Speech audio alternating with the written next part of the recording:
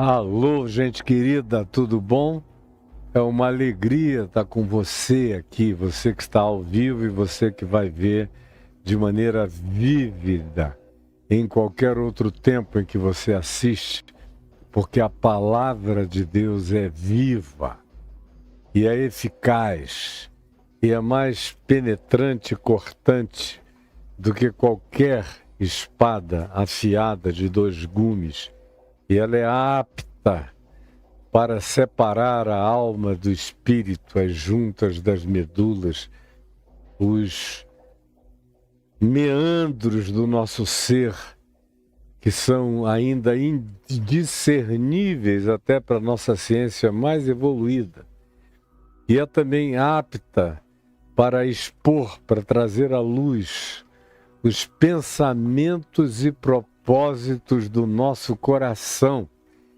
E preste atenção, e não há criatura de nenhuma natureza, visível, invisível, consciente ou inconsciente em nós, que possa ocultar-se da manifestação da palavra, porque ela tem o poder de patentear, de tornar patente, de trazer à luz aquilo que se camufla, que se esconde, que se camaleoneia dentro da gente, que se disfarça, que se mimetiza. A palavra de Deus joga luz em cima, debulha as realidades, abre, anatomiza todas as dimensões, de modo que só não se enxerga diante do Evangelho quem não quer. Quem fecha os olhos, quem olha noutra direção, como diz o apóstolo Tiago, irmão de Jesus, e não quer ver. E faz tudo para esquecer. Como tem muita gente que ouve sem querer, nem daria chance a ouvir, porque é gente que não quer se comprometer, mas por alguma razão tropeçou e ouviu. Ficou bastante para se enxergar e ele disse, não quero saber disso, deixa eu sair daqui, porque eu tenho pânico de autorrevelação, eu prefiro caminhar nessa pretensa ignorância de mim mesmo, e que não é. Porque quando alguém tem medo de se enxergar, é porque essa pessoa já teve vislumbres muito claros de quem ela seja, e de fato não quer é ter o delineamento, o discernimento, a configuração, a clareza de quem ela é, porque ela não quer, em se enxergando, ter que se transformar, ter que mudar, ter que repensar, refazer, refletir e regenerar, recomeçar apresentar-se para um regênesis, para um recomeço na vida. A grande maioria tem pânico de vida nova, de recomeço, de nascer de novo, de mudar a existência. A gente é viciado nos nossos vícios, nas nossas doenças, que a gente acaba batizando como nossa cultura, como os nossos hábitos ancestrais, como uma série de coisas. Algumas são até reais e válidas, outras são apenas os tapumes e os disfarces, para a gente nunca se enxergar, nunca admitir, nunca mudar, nunca melhorar, nunca ser transformado, nunca virar gente e continuar vivendo apenas como uma máquina solar. A maioria existe, vive apenas como máquina solar.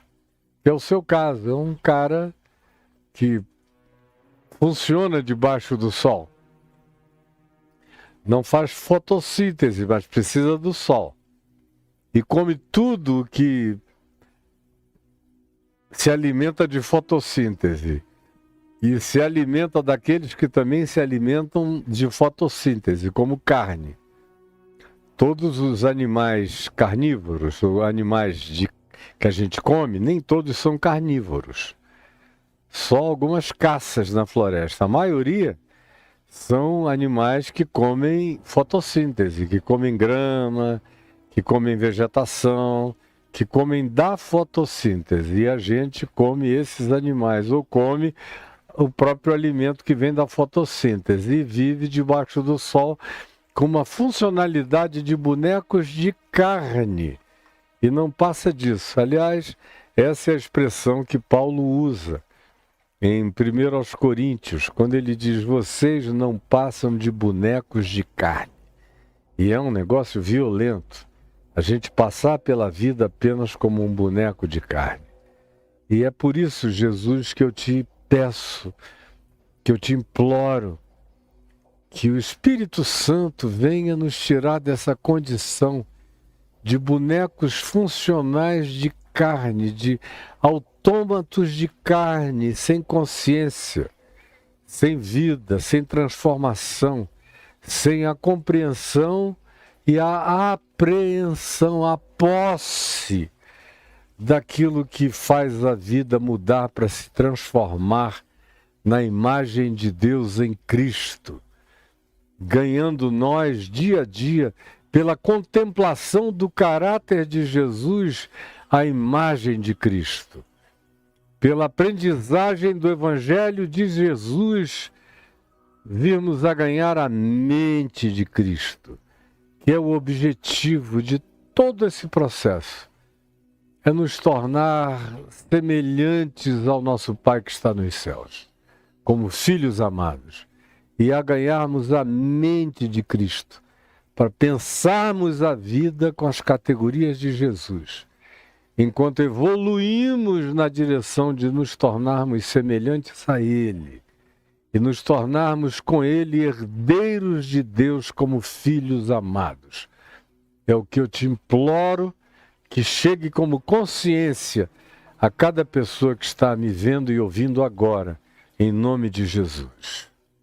Eu continuo aqui, como disse ontem, em Mateus, no capítulo 6, do verso 19 ao verso 21, nessa sequência que começou no início, em Mateus capítulo 1, verso 1. E eu tenho estimulado todo mundo a fazer de carreirinha comigo aqui todas as exposições que começaram no início de 2023. Só não aproveita essa oportunidade inigualável quem não quer, quem tem preguiça, quem tem medo de se enxergar, de aprender, de ver, de seguir, de ser transformado, de melhorar absurdamente, conforme só Deus pode fazer em nós. Mas a escolha é sua, se você quer viver como um boneco de carne ou quer se transformar num ser que tem a mente de Cristo e que carrega o caráter de Cristo em você. Jesus, nessa sequência chamada de Sermão do Monte, que é o que nós estamos vindo desde o capítulo 5, quando nós falamos dos macários, dos felizes espiritualmente, prossegue, depois de ter nos falado sobre o cuidado com as espiritualidades plásticas, que nós começamos a ver sobre o doar, o dar dinheiro. Até para dar dinheiro tem que saber dar.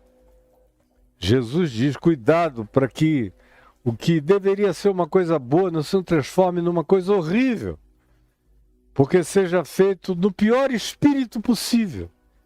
E eu já expliquei isso com ele, com Jesus, para você. Está tudo gravado aí na minha plataforma no YouTube.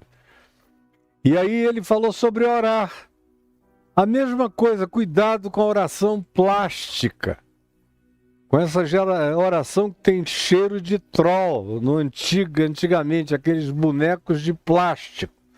Que você entrava no quarto e sentia cheiro de boneco de plástico para todo lado. Cuidado para que na sua oração você não vire apenas um intercessor de plástico, que não tem nenhum sentido para Deus. E aí vimos a oração que ele ensinou. E ficamos aqui um mês vendo essa oração que Jesus nos ensinou. E depois nós vimos mais uma dimensão da espiritualidade de plástico, que é o jejum de plástico. E que não tem nada a ver com o verdadeiro jejum que nos é ensinado em Isaías, no capítulo 58. Mas que é algo sobre o que eu falarei mais adiante aqui em Mateus, quando esse tema do jejum voltar mais uma vez. E ele vai voltar. E eu estou guardando ele para o futuro.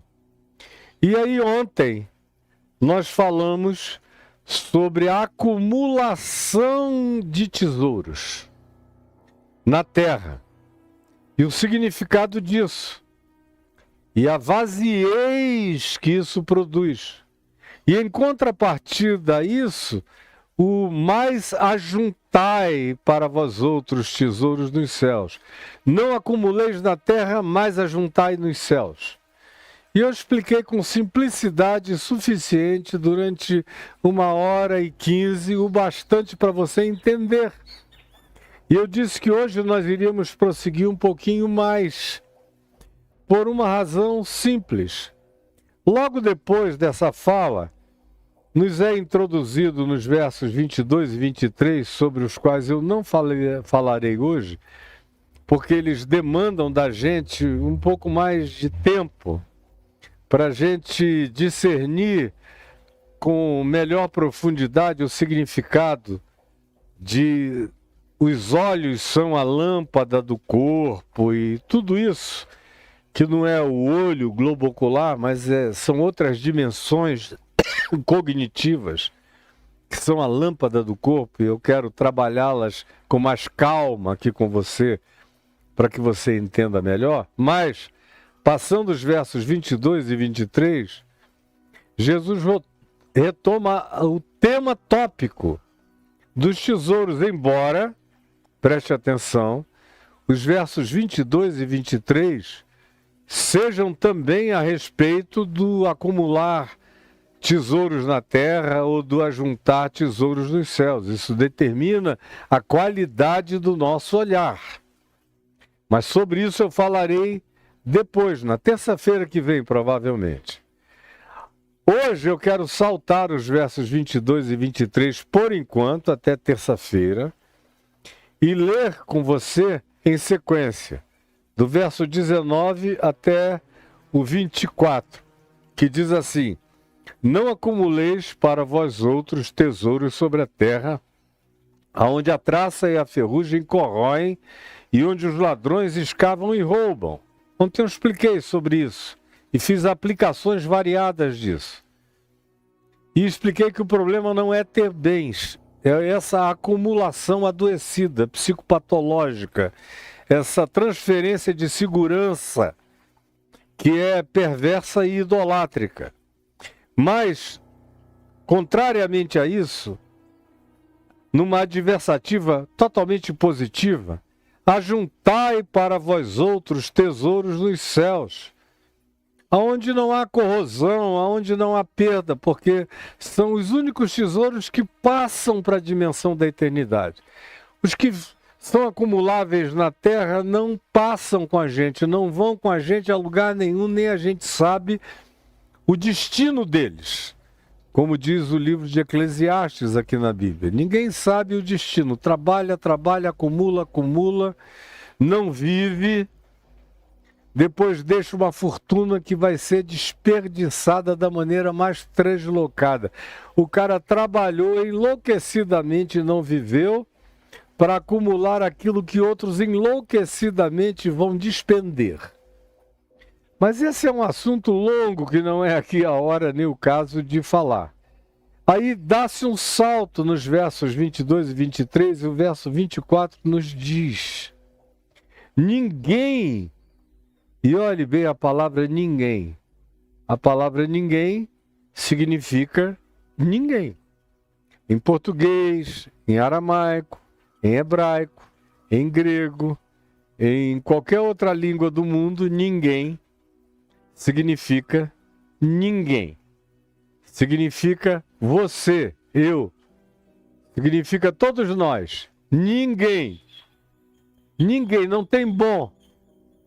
Não tem essa pessoa que se apresente e dizer eu sirvo, eu consigo.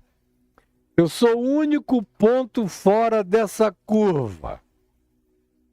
Não seja, pelo amor de Deus, idiota a esse ponto. Não seja tolo nesse nível. Não se embabaque nessa profundidade. Não faça isso contra a sua alminha, pelo amor de Deus. Quando Jesus diz ninguém, ele está dizendo ninguém. Ninguém. Estou falando de você, meu mano, minha maninha, queridos. Você está pensando que você é a exceção? Não há exceção. Ninguém pode. Ninguém consegue. Ninguém tem o poder. Ninguém. Você está me ouvindo, seu coach presunçoso, que acha que você é a exceção? Você pode sentar como um tio Patinhas em montanhas de dinheiro e você vai ficar sentado sobre esse poder? Não vai, não. Você vai ser soterrado por esse poder. Porque não há exceção. Ninguém pode, ninguém consegue servir, se dividir de maneira equivalente, justa. Servir a dois mandos, servir a dois senhores, assim como não pode servir a duas senhoras. Eu encontro muitos homens que, no curso da minha vida, chegaram para mim dizendo que estavam apaixonados exatamente com equivalência por duas mulheres exatamente do mesmo modo. Eu mesmo já caí nessa armadilha de pensar que eu estava possuído por duas plenitudes indivisíveis, que cada uma era plena em si mesma. Burrice, idiotice, apenas desculpa para quem não quer enxergar a verdade, porque ninguém pode servir a dois senhores e muito menos a duas senhoras. Por quê? Jesus diz, e dá razão, porque ou há de aborrecer-se com o passar do tempo, vai se aborrecer de um. A alma não consegue, a mente não consegue, o cérebro não consegue, o espírito não tem esse poder, essa potência, essa capacitação. Ninguém tem, ninguém pode, ninguém consegue servir de maneira equivalente a dois senhores, a duas potências absolutas. E aqui se está falando, você vai ver, de Deus e das riquezas. É o trato inicial, primeiro. Mas você pode aplicar isso a qualquer outra dimensão onde se demande uma atitude de entrega equivalente em qualquer que seja o nível. 2 empregos. Você não consegue simultaneamente servir equivalentemente a ambos. Você vai acabar fazendo escolhas subjetivas ou até mesmo objetivas. Mas no mínimo na subjetividade você vai se dividir. Eu já assisti isso trilhões de vezes na minha vida. Mesmo as pessoas mais dedicadas, enquanto elas estão só com você, elas estão só com você. No dia em que elas admitem a entrada de uma segunda coisa, uma terceira coisa, de uma quarta coisa, em relação a você, pode até não ser aparentemente de modo imediato, mas logo depois você começa a ver a defasagem. Já não é a mesma coisa. Não é, não será, nunca poderia ser. E Jesus diz: ninguém pode servir a 2 senhores. E a palavra senhores usada aqui são esses 2 kyrios, são esses 2 mestres, são esses 2 amos, são esses 2 lords, são esses 2 dominadores, dominos, são esses 2 déspotas da nossa vida, são esses 2 reis. São essas 2 realezas de significado e de importância absoluta para a vida da gente. Ninguém pode servir a 2 equivalências, a 2 potências colocadas em pé de igualdade. Ninguém. A alma não aguenta. A alma ilude a gente um períodozinho curto de tempo. A pessoa diz: eu estou dando conta. Estou dando conta. Consigo amar as 2, dou para as 2 o que ambas querem, trato assim e assado. Passa 1 mês, passa 2, 6 meses, no final do 1º ano já não é a mesma coisa. Jacó amava mais a Raquel do que a Lia. E isso que está dito no Velho Testamento, Lia era a segunda mulher, que de fato era a primeira, mas ele amou mais a Raquel. Todo mundo acaba amando mais alguém. Não sendo filhos, onde a gente distribui o amor storge, no grego, que é aquele amor de carne, sangue, de DNA, de animalidade vinculada. Mas ainda assim, em relação aos filhos, a gente tende a ter mais amizade com aquele que é mais recíproco, com aquele que é mais responsivo, com aquele que é mais simpático, com aquele que se faz mais querido, com aquele que é mais atencioso, com aquele que está mais presente, com aquele que se levanta espontaneamente para te ajudar a carregar o peso. Você tende, mesmo amando equivalentemente os filhos, você tende a desenvolver simpatias maiores por quem se envolve positivamente mais com você.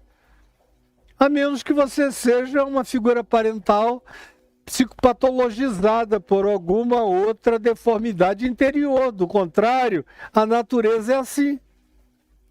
Agora, Jesus não está aqui só apelando para a natureza. Ele está dizendo que se trata de uma impossibilidade essencial quando tem a ver com amar a Deus ou as riquezas.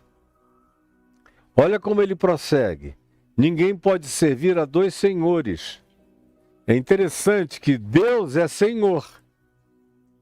É o Kyrios da minha vida, é o Senhor da minha vida. Ele é o absoluto da minha existência. É Deus. Agora, tem uma outra realidade, que aqui no texto original é chamado de mamon, que é dinheiro, que é equivalente à riqueza e ao poder auferido pelas riquezas. É um poder extraordinário. É tão poderoso que foi o que Satanás ofereceu a Jesus.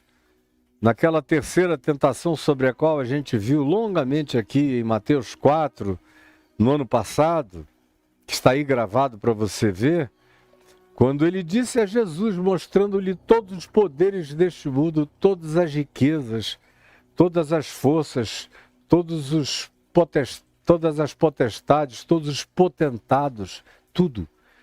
Tudo isso eu te darei se prostrado me adorares. E Jesus disse, sai Satanás, arreda Satanás, somente ao teu Deus adorarás, somente ao teu Deus adorarás e a ele prestarás culto. Sai! Neste engano idiótico, tu achas que vais me apanhar? Mas é nesse engano idiótico que ele leva a maioria dos seres humanos que não suportam uma oferenda dessa natureza. Dá uma dobradinha aqui, fica de 4 para mim, só um pouquinho, só rapidinho. E eu vou te dar o que você não pode nem imaginar. E aí tem a alma comida, engolida, devorada, sem perceber que de simples e fáceis e supostamente rápidas concessões em rápidas concessões, a gente vai adoecendo a própria alma eternamente. Ninguém pode servir a dois senhores, porque ou há de aborrecer-se de um com o tempo e amar o outro, porque a alma não aguenta essa ambivalência permanente. Chega uma hora que a ambivalência explode dentro do coração. Não dá para manter as duas coisas juntas em concomitância. Dois amores concomitantes. Não, eu amo fulana de um modo como minha irmã. E também a amo eroticamente como minha amante. Desde que eu sou criança, adolescente com ela, que a gente começou a ter relações sexuais. Então eu a amo como minha irmã, mas também tenho um tesão de amante nela. Quanto tempo você acha que isso vai durar? Você vai aborrecer a irmã, vai ser a primeira que você vai aborrecer.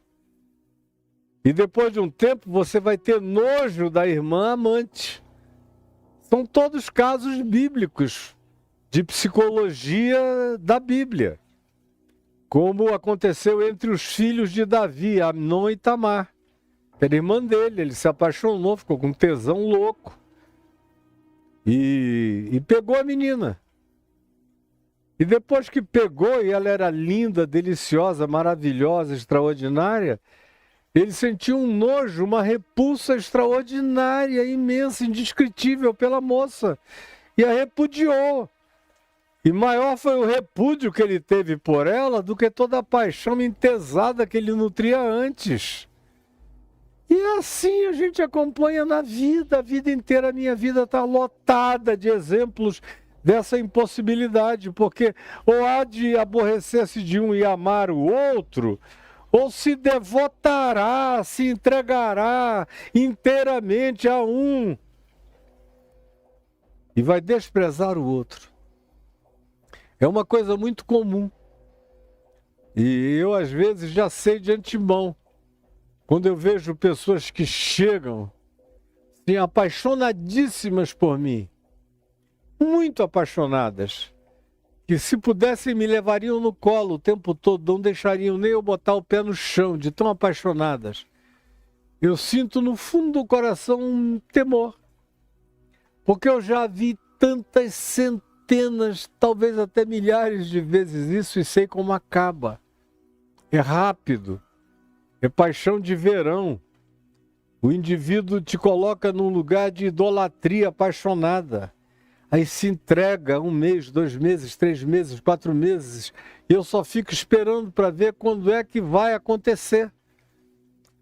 Na primeira vez que você disser uma palavra que ele não se agrade ou ela não goste, na primeira vez que você der um conselho que contrarie, Na primeira vez que você deu uma opinião que vá na direção errada, ou que se choque com a maioria conveniente de um determinado grupo de pessoas, familiares ou de amigos, e que você seja o ponto fora da curva opinantemente, de modo contrário, você começa a sentir a diferença e logo, logo você vê que se cumpriu o que Jesus disse.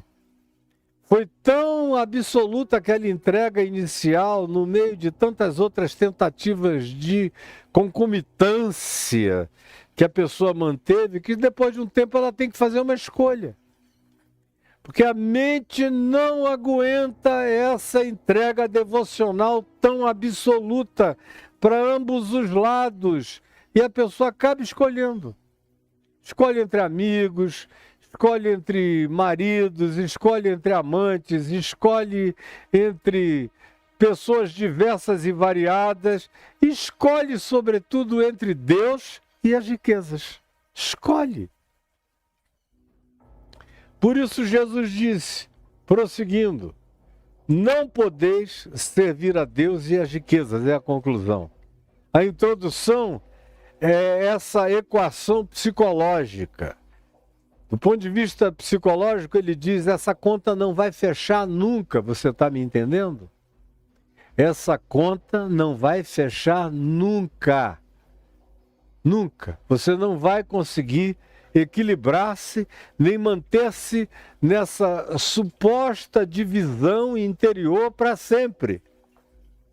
Logo, logo a alma vai entrar num estado de escolha, porque o cérebro não foi preparado para isso, porque a alma não aguenta essa ambivalência, porque o espírito não suporta essa dualidade, não suporta essa dicotomia,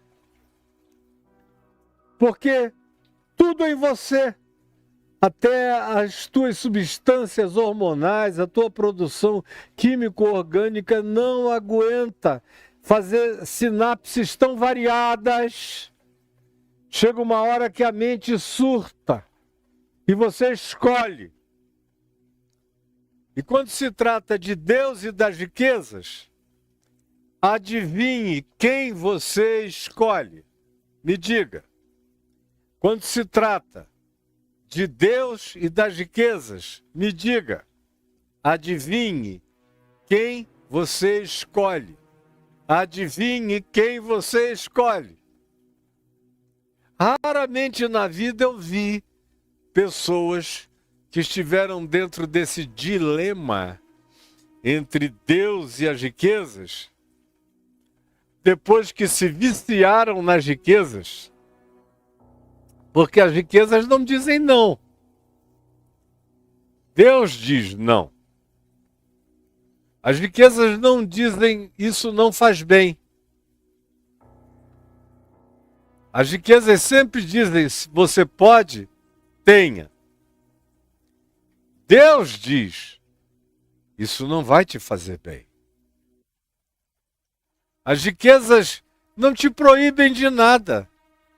Você não está sendo visto?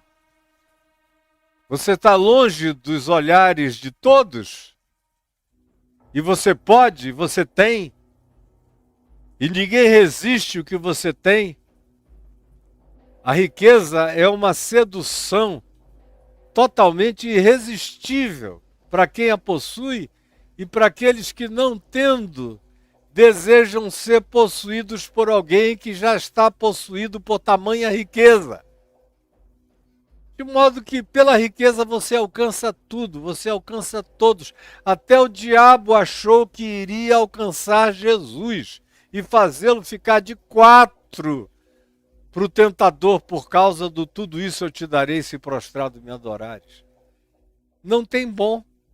O cara se dobra, se verga, se põe de quatro, se vira, se expõe, se disponibiliza impotentemente, sem reação, diante do poder esmagador e dominador da riqueza na alma, na mente, na vida, na existência da gente.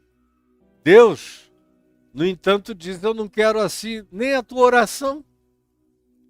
A tua oração plástica não me serve, o teu jejum plástico não me serve, a tua esmola plástica não me serve, a tua religiosidade plástica não me serve, o teu coração de pedra, por mais que você viva mostrando e escreva aqui o nome Deus no teu coração, é de Deus, mas se não for de carne, e se o mandamento não estiver inscrito como verdade na sua consciência, Deus diz, não me serve.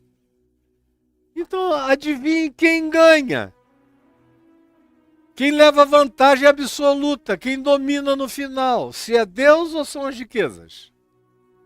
Não é possível que você, a essa altura do campeonato, ainda tenha dúvidas a esse respeito. Jesus diz, não se ponha nessa condição, porque se você se colocar nesse lugar de ambivalência, nesse dilema da morte, você perdeu, meu filho, minha filha.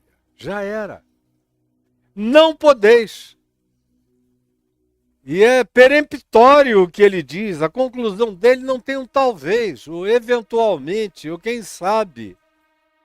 Ou na maioria das vezes. Ou não tem um, se você não for super bem treinado, você não aguentará. Não.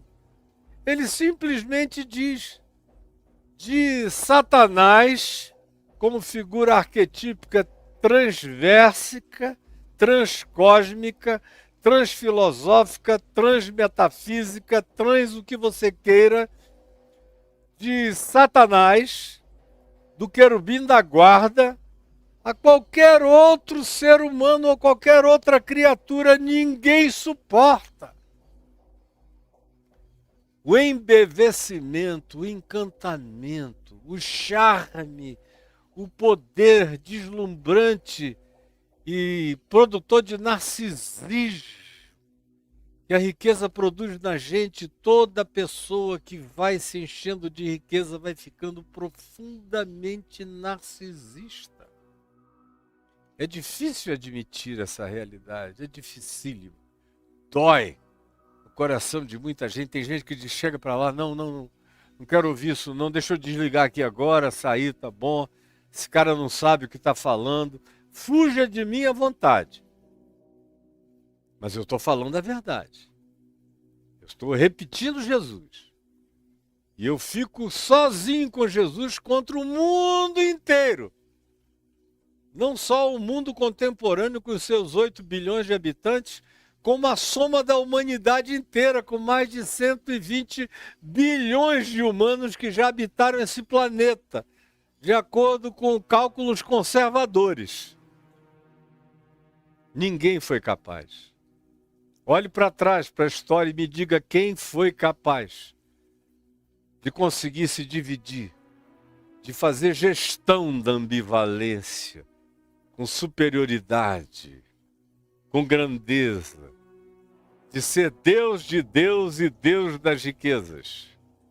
Quem foi esse que no curso da história se apresentou com essa coroa, com essa vitória? Nunca existiu nem existirá, porque Jesus traz uma profecia, um vaticínio, uma declaração soberba, absoluta, chocante, incomparável, inquestionável, que não deve deixar na gente nenhum titubeio ou dúvida de qualquer natureza. Se ninguém pode, e ele conclui dizendo, não podeis, nem vocês, nem ninguém, nem nenhum de vocês, nem qualquer de vocês, nem o melhor de vocês, não podeis servir a Deus e às riquezas. Não podeis servir a Deus e às riquezas. Não dá. Ouviu? Coach presunçoso, pastor da teologia da prosperidade, que diz que Deus quer te encher de riquezas e riquezas e riquezas. Isso é o próprio diabo, é a teologia do inferno vocalizada para você, e você fica de quatro e abraça E eu sofro. Meu Deus, eu estou sofrendo isso nos últimos 40 anos, todo dia. Eu só não sofri isso nos 10 primeiros anos do meu ministério, porque essa coisa aqui no Brasil não estava tão presente assim, exceto em alguns indivíduos. Mas não tinha se universalizado, se generalizado, não tinha se transformado na doutrina mor, no dogma maior das igrejas cristãs, praticamente no mundo inteiro. Você vê o patriarca da igreja da Rússia, é um dos indivíduos mais ricos da União Soviética antiga, da atual Federação Russa.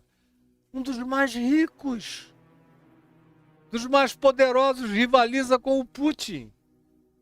E é dele o dinheiro, não é da instituição, não é dele.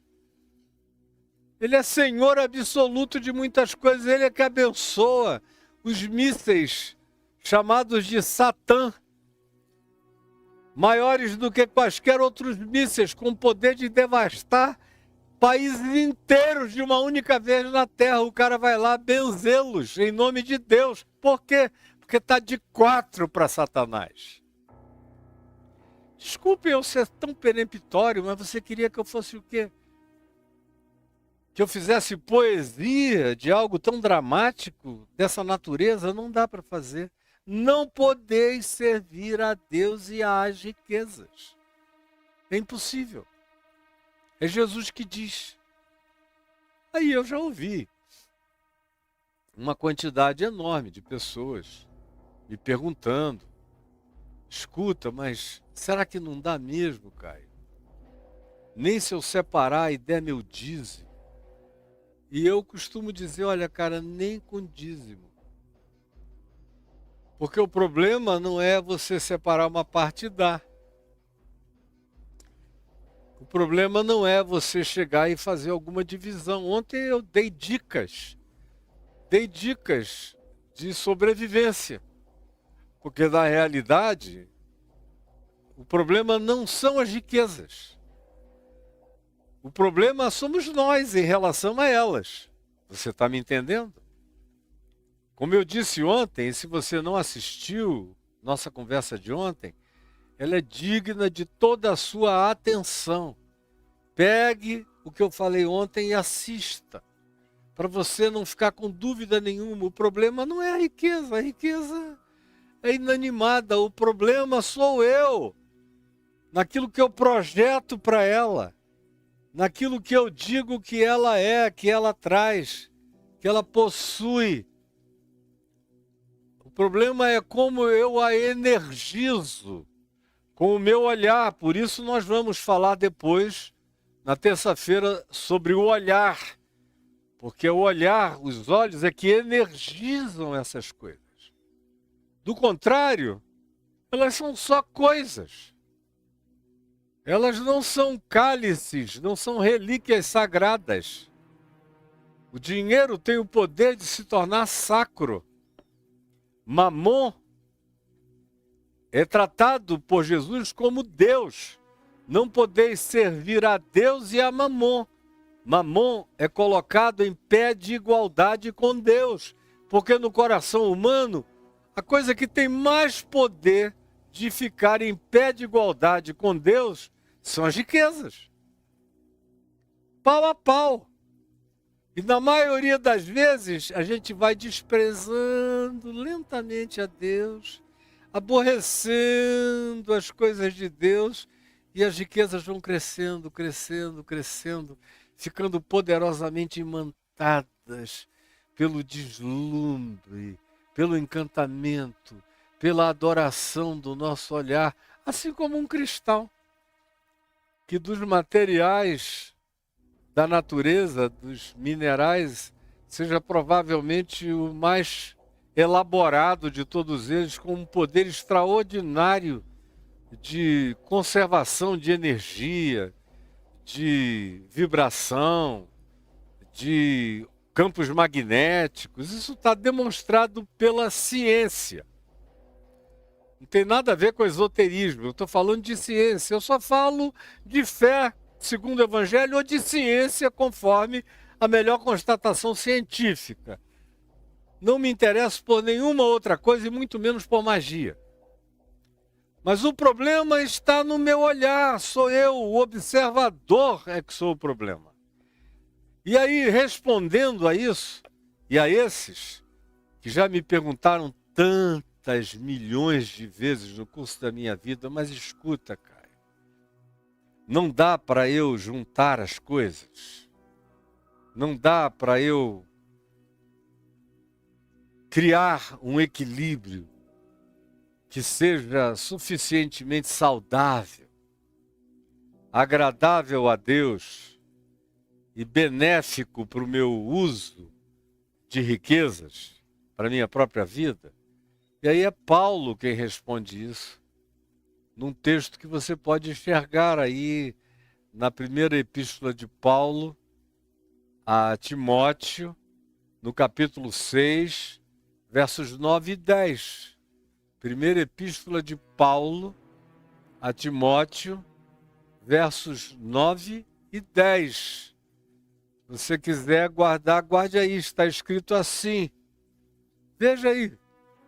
Aí, ó, primeira, segunda, aliás, é a primeira epístola, não é a segunda, é a primeira epístola de Paulo a Timóteo, capítulo 6, versos 9 e 10. Diz assim, preste atenção. Paulo não está inventando uma doutrina, nem fazendo uma adaptação, um aplicativo circunstancial, como às vezes ele faz. Aqui não. Ele está simplesmente repercutindo de modo absoluto o que Jesus ensinou, o Espírito de Cristo.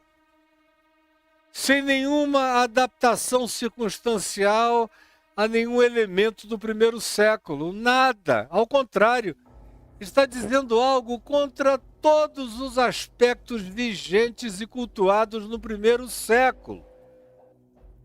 Foi um século de muito culto à riqueza, onde se matava com uma facilidade enorme para tomar posse das coisas, a começar dos Césares romanos.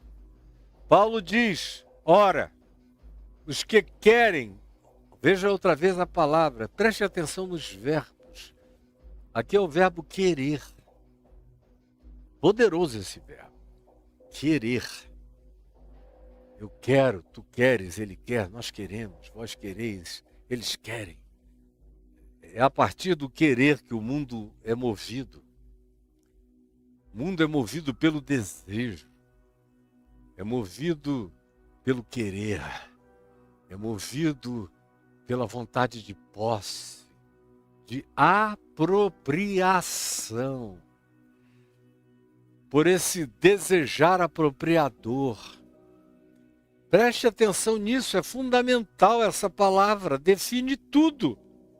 Ora, os que querem, são aqueles que ambicionam, que já acordam dizendo o que eu vou fazer para aumentar meu capital, para dobrar a minha renda, como é que eu vou fazer hoje? A oração do dia é essa. E quando o cara ainda faz uma oração, é Senhor, me ajuda a dobrar a minha renda. É o que ele quer. Ele se consegue ainda orar primeiro pela mulher, pelos filhos, por qualquer outra coisa, pela mãe, pelo pai, é protocolar essa oração, porque o que está no fundo do coração é já pedir pela minha família, agora, Senhor, eu quero, eu quero, eu quero, eu quero. E agora tem essa teologia da prosperidade, as igrejas da prosperidade, os pastores, bispos, arcebispos e apóstolos e papas, que não é o Francisco, da prosperidade. Francisco está longe, graças a Deus, disso tudo. É um dos melhores cristãos que eu conheço.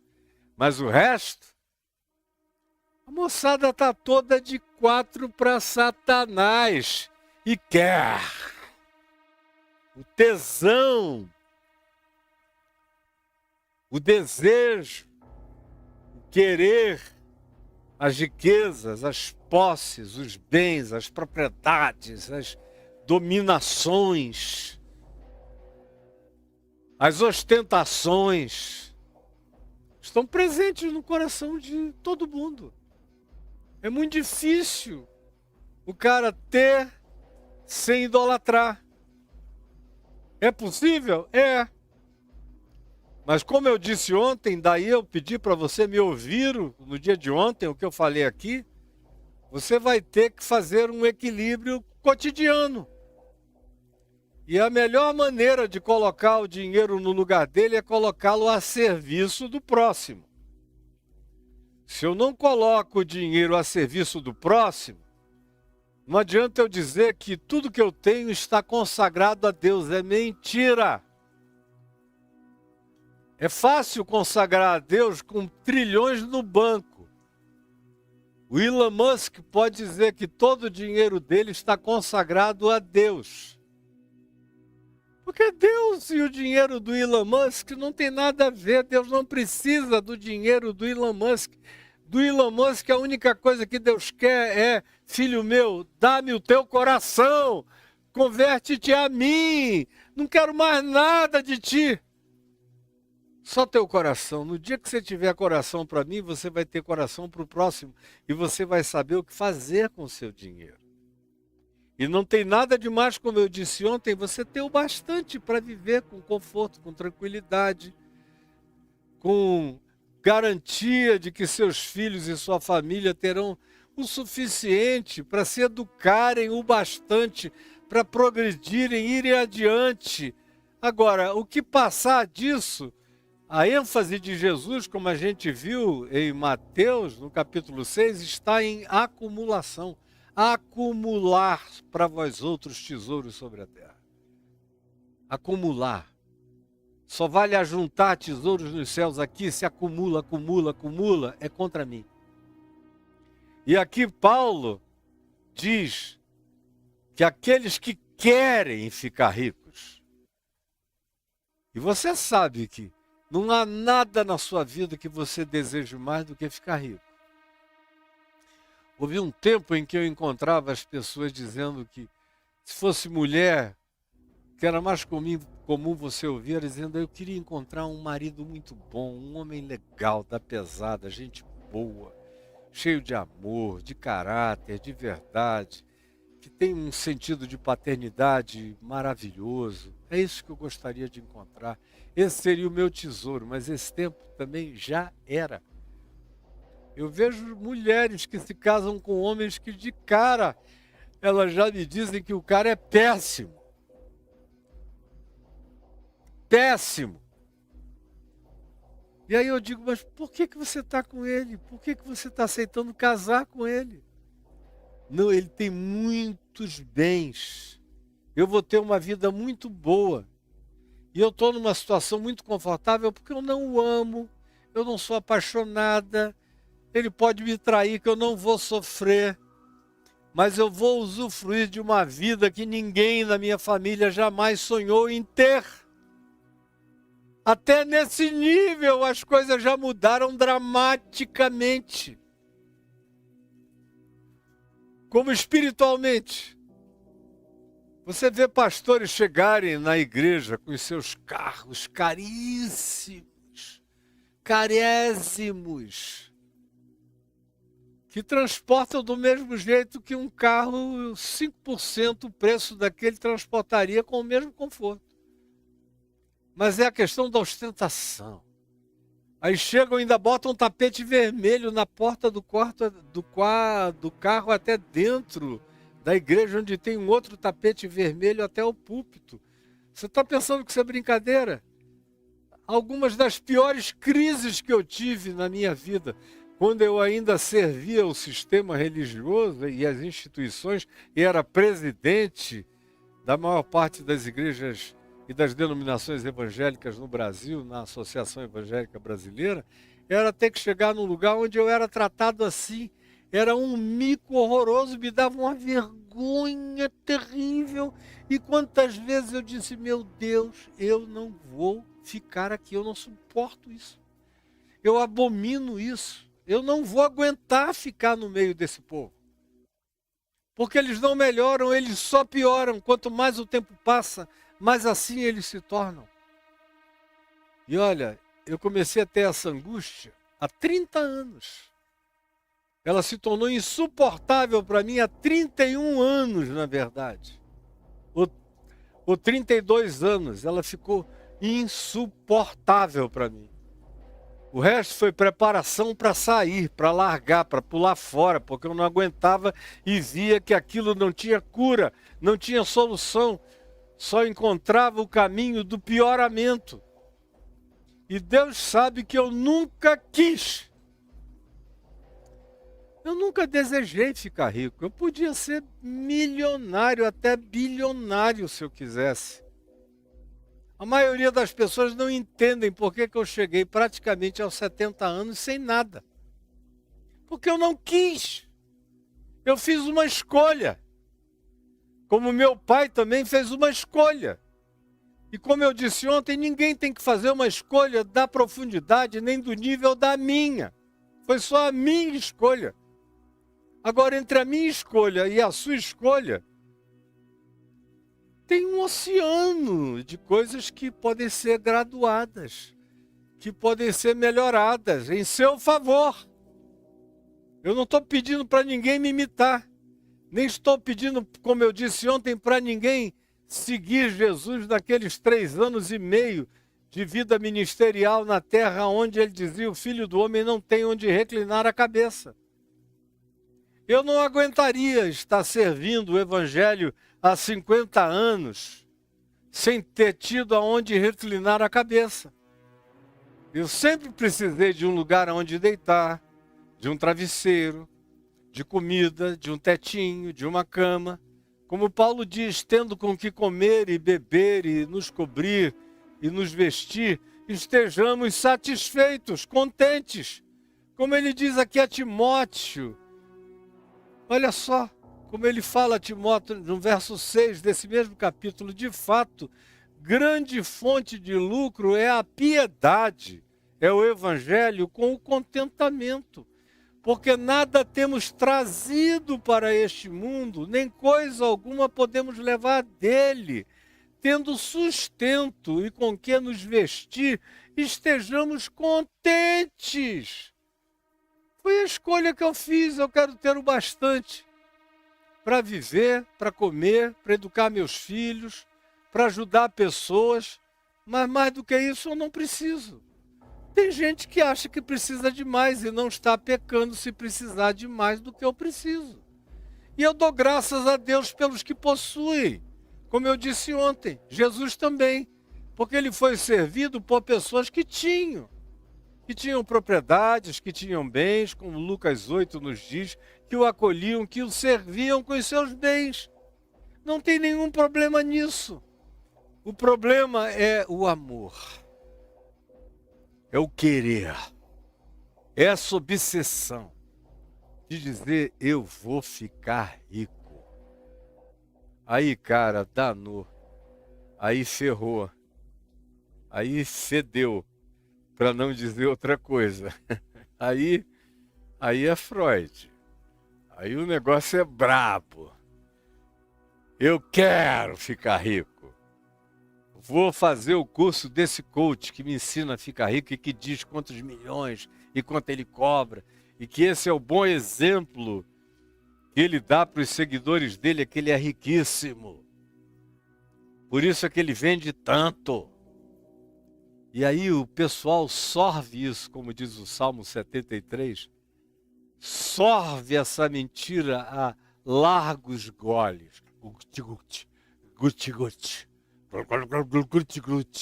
Vão bebendo isso sem nenhum discernimento, vão se envenenando com isso, porque entrou no coração esse desejo de querer. É meu, tem que ser. Eu nasci para o dinheiro e o dinheiro existe para mim, eu quero. Ora, os que querem ficar ricos, olha o segundo verbo, caem. Caem. Não necessariamente perdem o dinheiro. Não é disso que Paulo está falando. Ele está falando de outros valores, outros significados. O cara pode até manter a grana, mas cair. Ele está falando aqui com cristãos. É uma carta a um cristão chamado Timóteo, para que Timóteo instruísse outros cristãos. De uma comunidade cristã, ou de várias comunidades cristãs, com o ensino do Evangelho. Caem espiritualmente, decaem da graça de Deus, perdem a lucidez, ficam burros como Balaão. O apóstolo Judas diz que amou tanto o prêmio da riqueza da injustiça, que foi exortado por uma jumenta falante, de tão bloqueado cognitivamente que ele se tornou. Ele ficou emburrecido espiritualmente, porque o amor ao dinheiro emburrece a mente, tira toda a lucidez cognitiva, o cara não enxerga mais nada, perde toda a sensibilidade, fica com o coração petrificado, dessensibilizado. Isso é trágico e é horroroso. Você se perde antes de morrer, você já está morto. Caem em tentação, caem no laço. A segunda palavra usada é cilada, que no grego equivale a cilada mesmo. Algo que é feito e posto para pegar você. E uma vez que você bote o pé ali, você está laçado. Cai em tentação, não para o desejo, vai se tornando compulsivo, quanto mais é compulsivo. Você já viu alguém chegar e dizer, não, eu já tenho bastante? É muito raro. Muito raro. E a maioria dos que dizem já tenho bastante se sentam em cima e não dividem nada com ninguém. Só são ricos que ficaram com preguiça de produzir mais. Mas a maioria esmagadora, 99% provavelmente, não se satisfazem jamais. São como sanguessugas, dá, quer mais, chupa. Caem em tentações que só crescem e crescem, botam o pé nas ciladas do abismo e também caem em muitas concupiscências, que é esse desejo insaciável, essa insaciabilidade. Eu quero mais, meu Deus, eu soube que tem mais isso, eu quero isto também, eu quero aquilo também. Não, eu não posso deixar de ter também isto.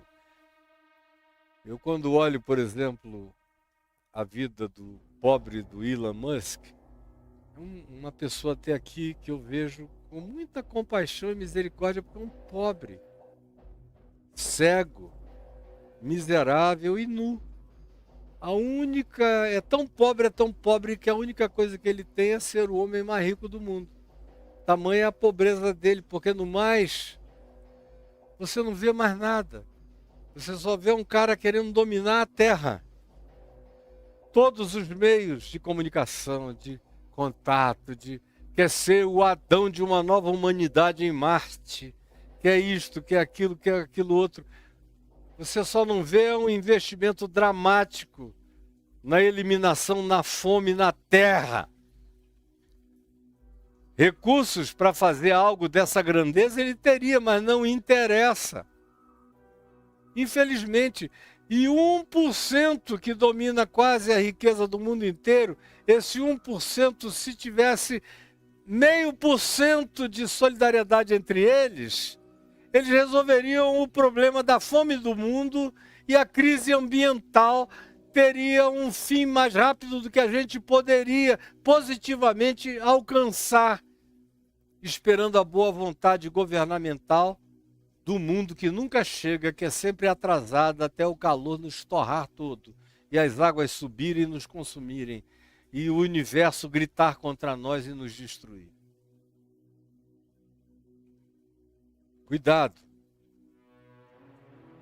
porque os que querem ficar ricos caem em tentações e ciladas e em muitas gulas concupiscentes, em insaciabilidade, em realidades insensatas, como eu disse, perdem a cognitividade, a sabedoria foge. O cara se torna esperto apenas para ganhar mais, mais e mais. Enquanto isso ele perde a alma, perde amores, perde afetividade, perde respeito, perde carinho, perde sensibilidade, perde humanidade, perde a ele próprio, perde tudo. Não ajunta tesouros nos céus, só acumula na terra e fica pobre. Não de dinheiro, mas de alma, de ser. Como Jesus disse, de que adianta ao ser humano ganhar o mundo inteiro, ficar dono do mundo inteiro e perder a sua alma? O que dará o ser humano em troca da sua alma? O que dará? Cai em profunda insensatez, em insanidade, em realidades perniciosas. Tudo que fazem acaba em perniciosidade, em perversão, em corrupção do outro, da vida, do próximo, da sociedade. Porque onde quer que haja alguém com acumulação tão grande, à volta dele há milhões sem nada, porque os recursos são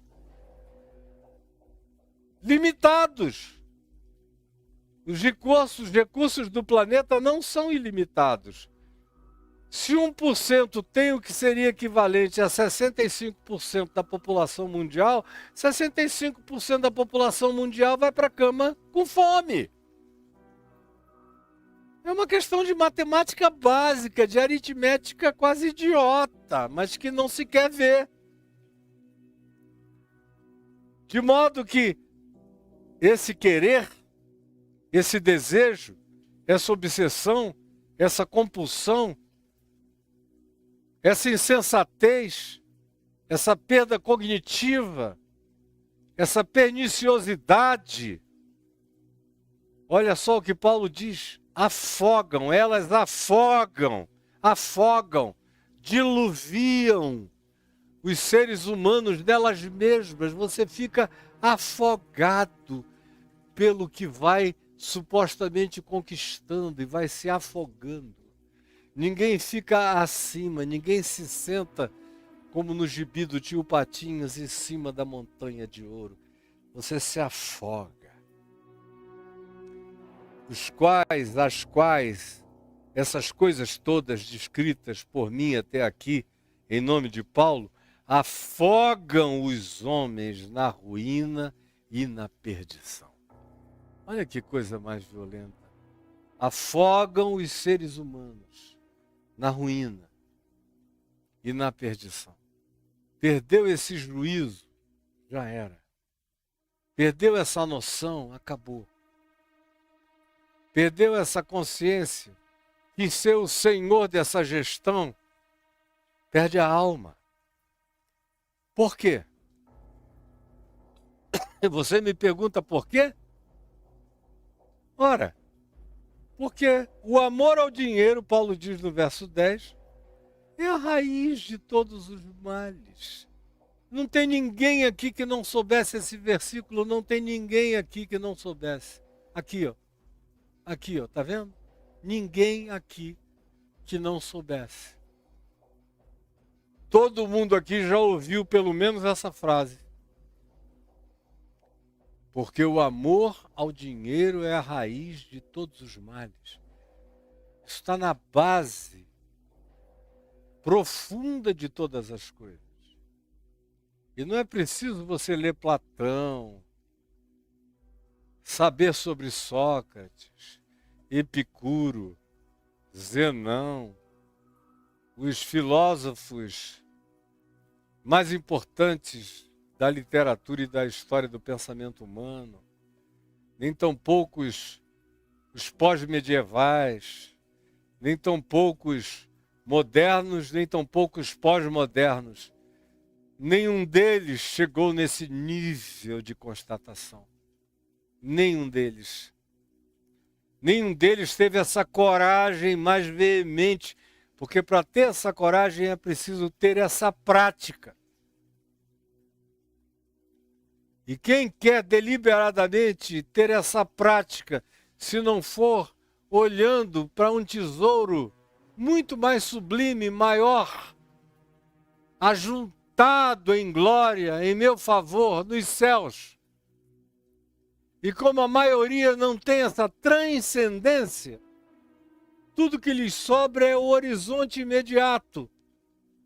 E aqui nesse horizonte imediato que vai do berço à sepultura, para a maioria das pessoas o que importa é ter, não é ser. E aí elas caem nessa cilada, tropeçam nesse abismo, caem no fundo desse poço sem fundo.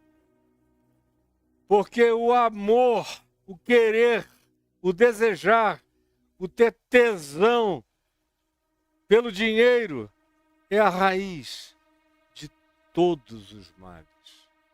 Aí você vê a família rica, riquíssima. E eu conheço famílias muito ricas e já convivi com algumas delas, dizendo sempre ao dono da riqueza: cuidado, porque teus filhos ainda são pequenos. Quando eles chegarem na adolescência, você vai começar a ver divisões. Quando eles chegarem e se tornarem jovens, as divisões vão aumentar. E quando eles se casarem, a tua família vai se esfacelar. Esfacelar-se todinho. E olha, eu nunca errei uma única vez. Tudo que eu assisti foi esfacelamento familiar de quem não tomou uma posição antes. E a posição antes, eu dei conselhos várias vezes: cria um fundo, coloca lá o bastante para que os teus filhos tenham educação e eventualmente os teus netos, mas na gestão de terceiros, de modo totalmente impessoal, definido num pré-testamento. E o resto do teu recurso já de antemão vai destinando, enquanto você está vivo, para você assistir com alegria o bem que os teus bens podem produzir na terra, em favor de milhões de outras pessoas. Eu fui ouvido por ninguém, porque é muito complicado. Porque o amor do dinheiro, o amor que o dinheiro causa na gente, essa paixão do dinheiro, não é só amor ao dinheiro, é o amor do dinheiro. Ele entra na gente e ele se transforma num ente vivo na gente. E ele ama no nosso lugar, e ele deseja no nosso lugar, e ele quer no nosso lugar, e ele possui no nosso lugar, e ganha vida própria em nós. O amor do dinheiro é a raiz de todos os males que você possa conceber, imaginar ou inventar. Na base deles, o amor do dinheiro estará presente. Como na terra inteira, as guerras. Por que as nossas guerras sempre aconteceram? Desde sempre, em qualquer fase da história da civilização humana. Por causa de dinheiro, de propriedades, de bens, de tesouros, de extensão de terra, de rios, de acesso a mares. Tudo isso é riqueza, é dinheiro, é posse, é dominação. Tudo isso pode ser transformado numa única palavra: riquezas, bens e posses. Assambarcam todas essas dimensões. O amor do dinheiro, quando entra em mim e me possui, e o que Paulo está dizendo é que a gente fica possesso por isso. A gente fica dominado de modo que o teu coach já nem sente isso. Ele olha para mim e me chama de otário, mal sucedido. Diz que eu tenho inveja dele. Deus me livre de inveja dele. Não quero nada dele, nem o dinheiro dele. Coisa nenhuma. Faz mal. O amor do dinheiro é a raiz de todos os males. E preste atenção. E alguns, porque sempre tem alguns, nos dias de Paulo eram alguns. Nos dias de hoje, esses alguns viraram quase todos. Nos dias de Paulo eram alguns, nos nossos dias se tornaram quase todos. Mas usando a linguagem literal de Paulo, porque alguns, nessa cobiça, nesse desejo, nessa avidez, nessa fome concupiscente, se desviaram da fé, porque é impossível. O cara pode continuar dando dízimo, frequentando os cultos, levantando as mãos para o alto, dizendo que tudo que ele tem foi Jesus que deu, e ele tem para dar e vender, que Jesus deu, mas ele perdeu a fé. Ele só não deixou de ser religioso. Ele até precisará mais da religião, porque a religião existe para abençoar esse tesouro. O pastor que é enriquecido pelo seu dinheiro precisa de você rico. E precisa de você fazendo-o rico. E quanto mais você o torne rico, mais ele vai te abençoar. Você quer ver ele parar de te abençoar? Pare de dar dinheiro para ele, que ele vai te amaldiçoar. Porque todo o amor que ele tem por você é também amor do dinheiro que está em você e que vem para ele. Mas ele não te ama, nunca te amou e nem te amará. Porque ninguém que ama o dinheiro ama pessoa alguma depois disso. Depois que o amor do dinheiro tomou conta do nosso coração, até os filhos deixam de ser os nossos amores.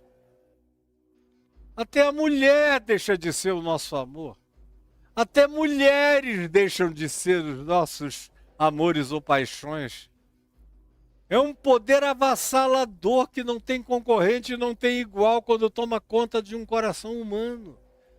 O amor do dinheiro está na base de todas as guerras, de todas as dominações, de todos os conflitos e do fim do mundo. E alguns, nessa cobiça, se desviaram da fé. Que fé? Da única fé. Dessa fé em Jesus, da fé no Evangelho, que diz que melhor é dar do que receber, que diz que bem-aventurado é aquele que tem fome e sede de justiça, que bem-aventurado é o generoso, que bem-aventurado é aquele que farta o pobre na sua pobreza e miséria, que bem-aventurado é aquele que divide, como diz os Salmos dizem, e o livro de Provérbios também, é aquele que socorre o pobre e o necessitado. Esse é o que pratica a verdadeira e única religião. Como diz o apóstolo Tiago, irmão de Jesus, que a verdadeira e única religião é socorrer os pobres, os órfãos e os necessitados nas suas calamidades. Não é dizer, não, eu sou de Deus, está tudo guardado, consagrado a Deus. Deus não vai querer a tua grana. Quem precisa dela é o teu irmão, é o teu próximo, é aquele que ensina a verdade, ou aquele que precisa de comida. Esses podem e precisam ser ajudados por você. Essa é a única religação que faz sentido. O resto é tapiação e é mentira. E você cai nessa mentira todo dia, está pensando que vai enganar quem? Vai chegar na presença de Deus com o quê? Com que desculpa? Com que papinho furado você vai chegar lá? Ora, esses se desviam da fé. Deixam a fé no Evangelho. Essa coisa de Jesus dizer bem-aventurados são, e todos os que Jesus considera bem-aventurados, aquele que passou a ter o amor do dinheiro no coração abomina, não quer nem ouvir. Acha que isso é papo para velho, bobo, que já morreu e não sabe de nada, que está gagá. É o que você ouve alguns desses mestres da prosperidade falarem a meu respeito, dizendo que eu tenho inveja deles. Eu já tive muito mais do que eles jamais sonharam em ter, sem violar nada, sem pedir, sem abusar, sem coisa alguma, e nunca botei nada do meu lado, sempre deixei tudo do lado do pobre e do necessitado e da pregação do evangelho da graça de Deus. Nunca veio para mim. Graças a Deus. Mas da fé eu nunca me desviei.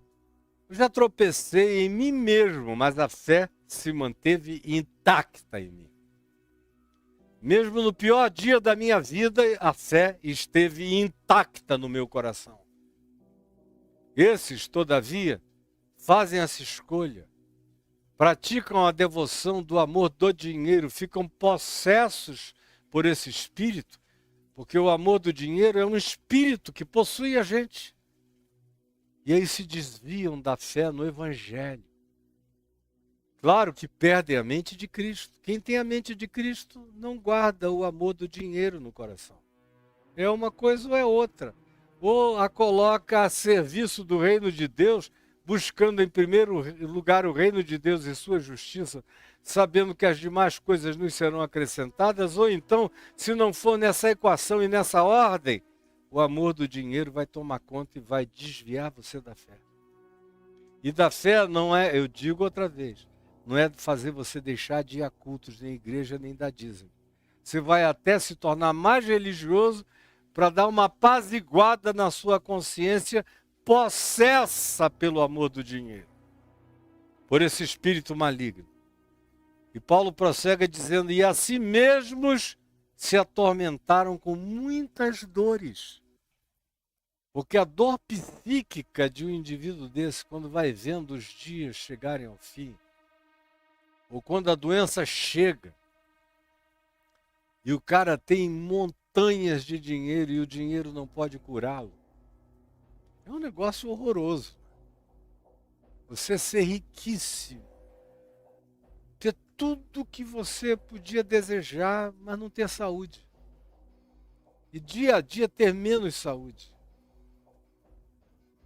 Você tem todo o dinheiro do mundo, mas gera um filho que não usufrui nada do que você produz, porque não tem nem cognitividade para absorver.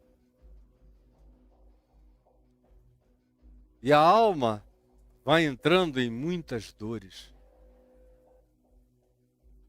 Aí você tem todos os recursos do mundo, mas não consegue acrescentar mais 1 metro ao curso da sua vida.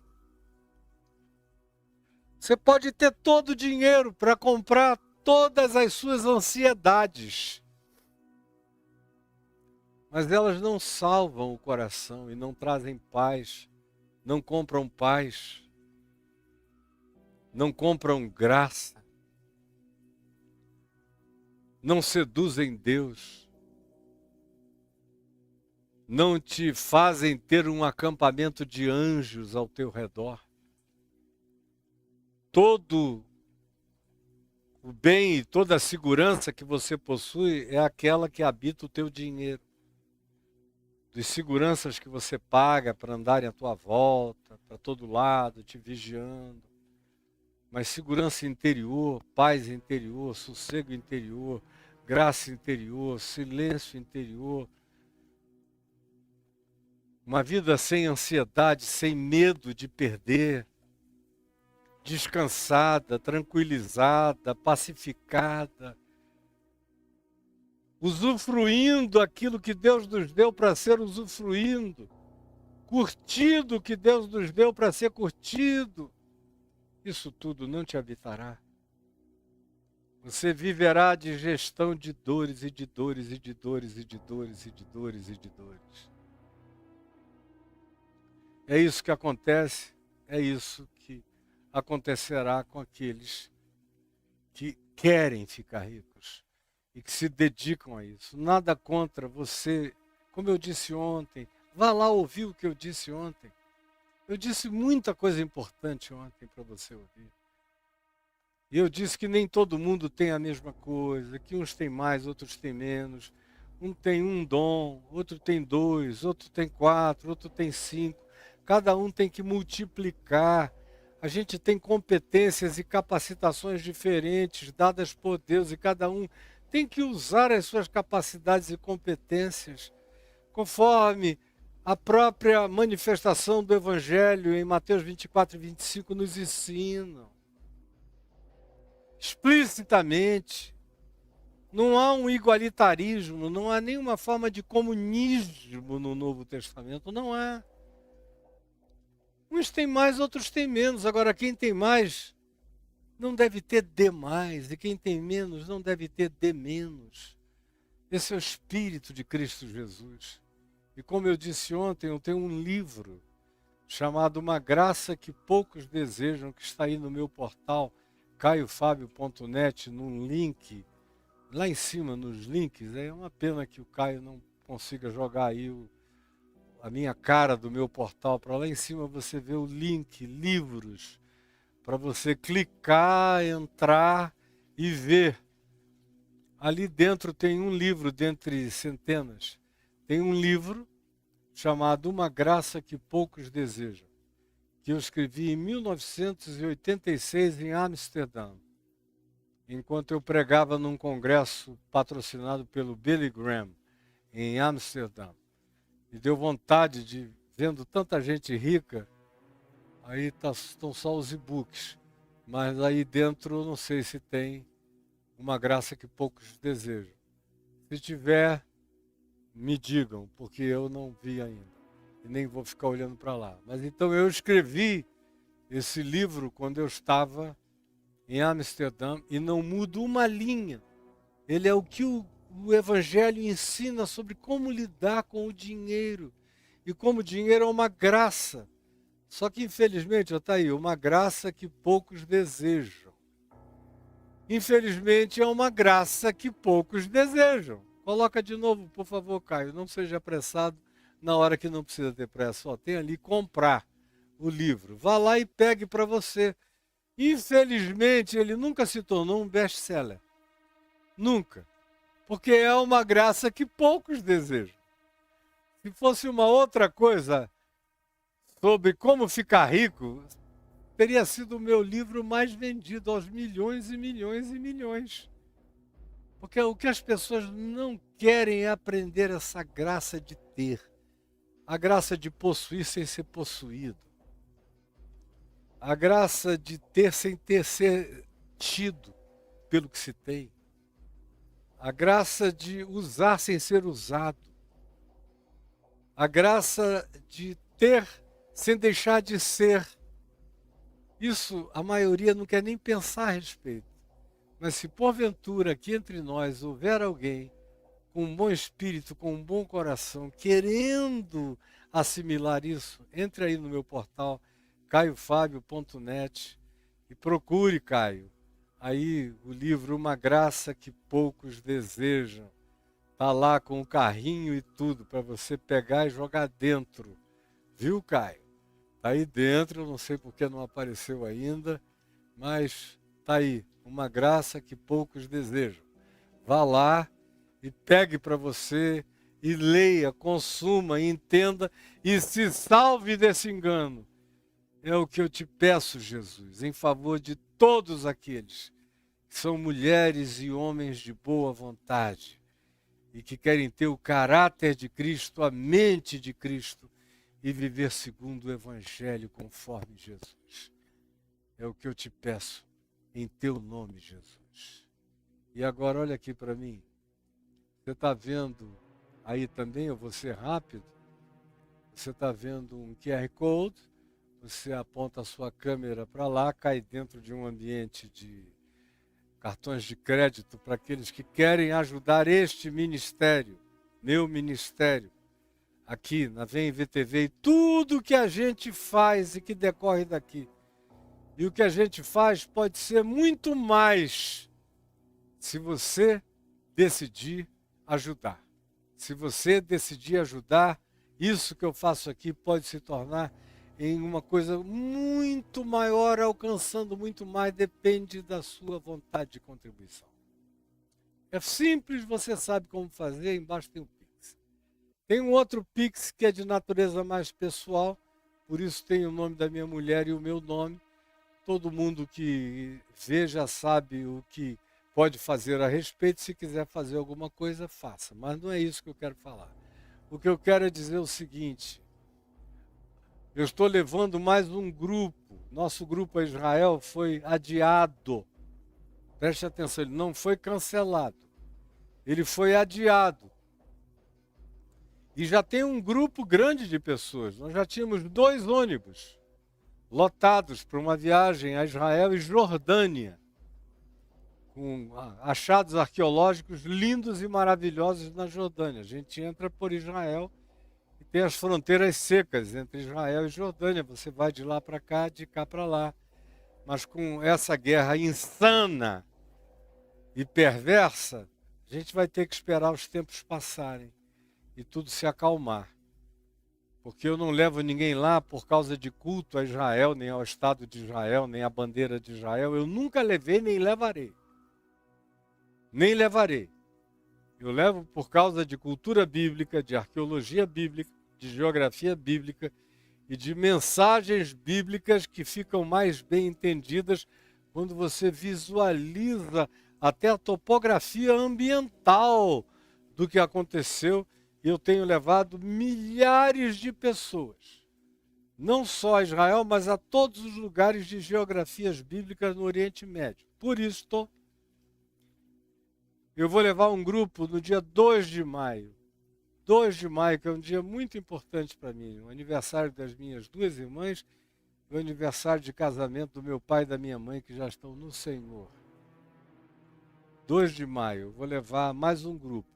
E cerca de 45 pessoas que estavam no outro grupo já passaram para esse novo grupo. Que vai aonde? Vai à Turquia. Fazer o que na Turquia? Eu vou levar você, quem vier comigo, para uma viagem para a qual ninguém jamais foi convidado. Ninguém jamais foi convidado, ninguém foi convidado para essa viagem. Não por mim e por ninguém. É uma viagem para o mundo pré-diluviano, que é um mundo muito mais interessante do que o mundo pós-diluviano, que é esse no qual a gente vive. Pré-diluviano, aí você diz, mas sobrou alguma coisa depois do dilúvio? Olha, coisa pra caramba. As coisas que estão sendo achadas em todo o Mediterrâneo, tem mais de 200 cidades soterradas no mar Mediterrâneo, enormes, no Atlântico, no Pacífico, no Caribe, no Mar do Japão, no Mar Negro, aonde você quiser, debaixo de águas e até de lagoas. Eles estão achando agora, com arqueologia subaquática, coisas de 20, 30, 40, 50 mil anos atrás, muito antes de qualquer cronologia bíblica. Portanto, são civilizações pré-diluvianas, antes do dilúvio. E por que a importância disso? Porque eles desenvolveram tecnologias enormes, mas muita tecnologia que nós estamos começando a descobrir agora, do final do século XX para o século XXI, e que eles tiveram lá. E que Gênesis 6 nos diz que foi em razão de tecnologias como hibridização, mutação genética e coisas de várias naturezas, que eles corromperam todas as criaturas que viviam na face da terra, que o dilúvio veio. E o livro de Enoque diz isso nos detalhes, e todas as culturas de mais de 1.500 povos importantes planetários contam exatamente a mesma história do mesmo jeito. E eu quero contar para você na Turquia, que é um lugar onde tem algumas dessas coisas já bem visíveis aos olhos, com uma quantidade enorme de outras civilizações pré-diluvianas sendo desencavadas. Eu suponho que nos próximos 20, 30 anos a Turquia vai ser em terra seca o lugar com maiores manifestações civilizatórias pré-diluvianas no planeta Terra. Guardem o que eu estou dizendo, talvez eu não esteja mais aqui, com certeza, muito certamente eu não estarei, mas anote o que eu estou dizendo e você vai dizer: o Caio estava certo. Porque eles não desencavaram ainda nem 5% de alguns lugares onde já tem coisas chocantes aparecendo. E hoje em dia, com satélites, eles já conseguem olhar para dentro, debaixo da Terra, e ver os sinais e as evidências dessas megas cidades e estruturas e civilizações. Então venha comigo à Turquia, eu vou mostrar um vídeo da minha última viagem para lá. Eu já fiz muitas, olha só o vídeo dessa última para lá, que não foi sobre esse tema. Não foi sobre esse tema, foi outro tema. Essa aí foi o tema do dilúvio ao apocalipse. Deixa meu áudio aqui, Caio. Diminui o áudio lá do vídeo e deixa só o meu aqui. Então, essa aí foi uma viagem do dilúvio ao apocalipse. Mas eu estou levando agora um novo grupo em maio deste ano. E é uma viagem agradabilíssima, todo mundo junto, é muito divertido, muito alegre, muito feliz, em todos os lugares. Essa viagem aí foi do dilúvio, levei o pessoal ao Monte Ararat, foi do dilúvio de Noé até Patmos, até a ilha de Patmos, até o Apocalipse. Foi do dilúvio ao Apocalipse. Roda de novo, meu querido Caio, por favor, se possível. E essas são as imagens que você está vendo. A gente vai no balão lá na Capadócia, a gente vai ver muitas das mesmas coisas que são imperdíveis, o pessoal tem que ver. Agora, nós vamos para lugares muito mais antigos ainda do que esses. Esses são lugares de 4.000 anos, de 5.000 anos, de 3.500 anos. Mas eu quero levar você para lugares de 12.000 anos, de 15.000 anos. Aí é Pamukkale, lá em Herápolis. Você vai estar lá comigo também, em Herápolis, Laodiceia. A gente vai passar por lá a caminho de outras coisas mais antigas. Então vai ser maravilhoso. E eu gostaria que você anotasse o endereço da Parpar Turismo, que é o mesmo da viagem original para Israel, é Parpar_Turismo. Ou se você escrever aí Parpar Turismo, você vai achar. Ou se você escrever caiofabio.net/viagem com Caio. caiofabio.net/viagem com Caio. Mas está ali o portal. caiofabio.net/viagem com Caio. Você chega lá, é a coisa mais fácil que tem, é você viajar comigo nessa viagem. Está chegando a hora. Então aproveite, já tem 45 que se transferiram para lá. E na Turquia a gente pode levar mais de 2 ônibus, mais de 3, mais de 4. Então corra logo. E não perca essa viagem, que vai ser de um enriquecimento cultural, espiritual, para a sua vida sem tamanho. Você vai aprender coisas sobre a história humana que nunca te ensinaram e nem te ensinarão. Mas que tem tudo a ver com a Bíblia e com a cultura dos povos. E você vai sair enriquecido dessa viagem, com verdadeiras riquezas que não serão roubadas de você quando você partir daqui para a eternidade. Você vai viajar enriquecidíssimo com essa cultura espiritual toda que você vai adquirir. Segundo aviso e último que eu quero fazer a você é o seguinte: nesse próximo domingo, hoje é sexta-feira, vem o sábado, vem o domingo, nós vamos recomeçar, nesse primeiro domingo do ano, as nossas reuniões no Caminho da Graça Brasília. Olha aí o vídeo. Enquanto eu descrevo, você vê o vídeo. Nossa reunião acontece aqui, no Centro de Convenções Ulisses Guimarães. Você vai procurar lá o Café The Brain. Café The Brain. É fácil.